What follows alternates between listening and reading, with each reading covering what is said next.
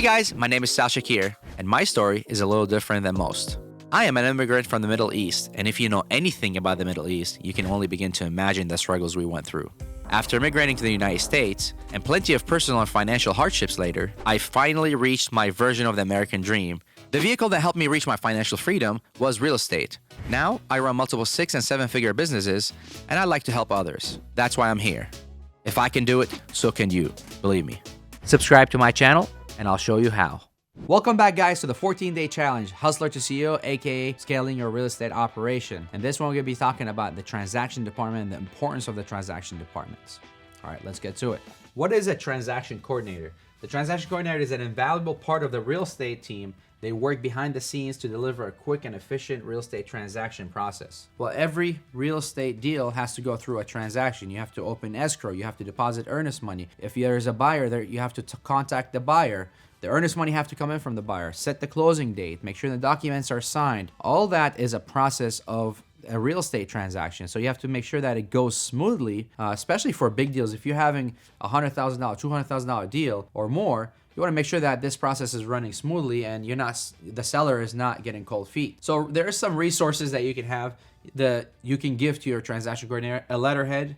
Letterhead is pretty much it's a PDF file or a document file that has your company logo in it and whatnot.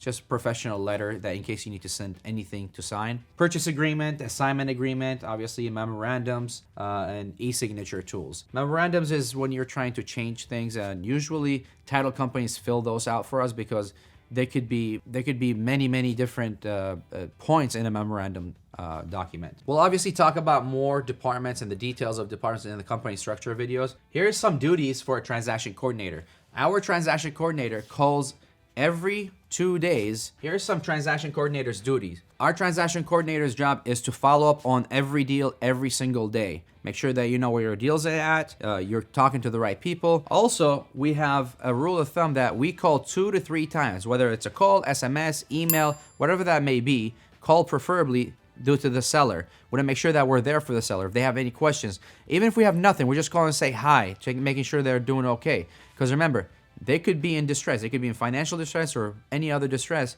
and you don't want to add on to their stress with a transaction this big. So you're calling them to show face, to say, hey, I'm here for you. If you need anything, let me know. We have it under control. And if you need any memorandum signed or anything signed in the future, how easy would it be after contacting them again? Because now you became their friend, or your transaction coordinator became their friend. It's a lot easier to do that when you've done that. Follow up with your title company daily. We make sure that we talk to our title company every day. They could be busy, they could forget to tell us they need something, or it takes them a few hours to send us something. And in real estate, a day is a decade. So we have to make sure that this is all covered. When we talk to them every day, we make sure that we have the proper documents. If they need something from us, it might take us a day or two. If they delayed it for a day, then there you go. Now it's gonna take us 3 days to get it. So we have to make sure we get that information ASAP. And it's our job to talk to our title agent. Follow up with buyers as needed. So if you find a buyer for the property, make sure that you follow up with them every day or as needed. Talk to your disposition department manager if there is anything that's needed because they talk to the buyers usually. And daily huddles with acquisition and disposition team. This is really powerful, especially if you're dealing with a lot of transactions. You want to make sure that you understand what's happening in every transaction. If there's anything needed that you can help, then that's presented right there or amongst the team themselves. Hey there, I hope you're enjoying this video as much as I am making it and the content that it contains. If you're just starting out, that is okay. I have a free book that you can download, and it'll give you the tools, the contract, the resources that you need to getting your first deal. And if you're not new in the business, you can always join my academy that has all kind of videos and accountability and courses that helps you to scale your operation. All right, guys, let's get back to the video. Here is a quick transaction flow. So you get an agreement after you sign it after the acquisition manager signed an agreement with the seller. The agreement comes in, it gets sent to the title company and deposit of earnest money.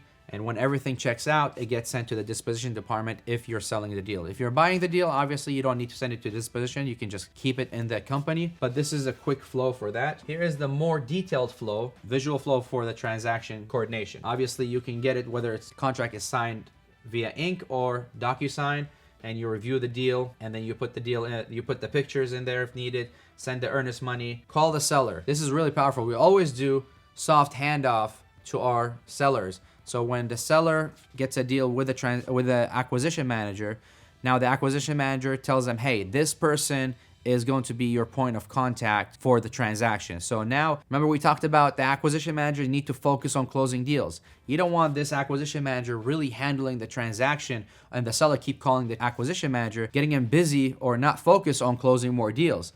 So by doing this, you're really taking off the pressure off your back and really handing it over to the transaction coordinator. And frankly, if you have a transaction coordinator handling it, they're definitely going to handle it better than the acquisition manager, because that's all they do. That's their job, is to make sure that the contract or the transaction is handled with care. And obviously making sure that it goes through the process that we have. And this is it for transaction coordination. It's not really a big department or a big role, but it is an important one. Obviously, you want to make sure that your transaction gets from A to Z where you get paid, and they see it through. All right, guys, hopefully this was informative. Make sure you like, subscribe, and comment, and I'll see you in the next video.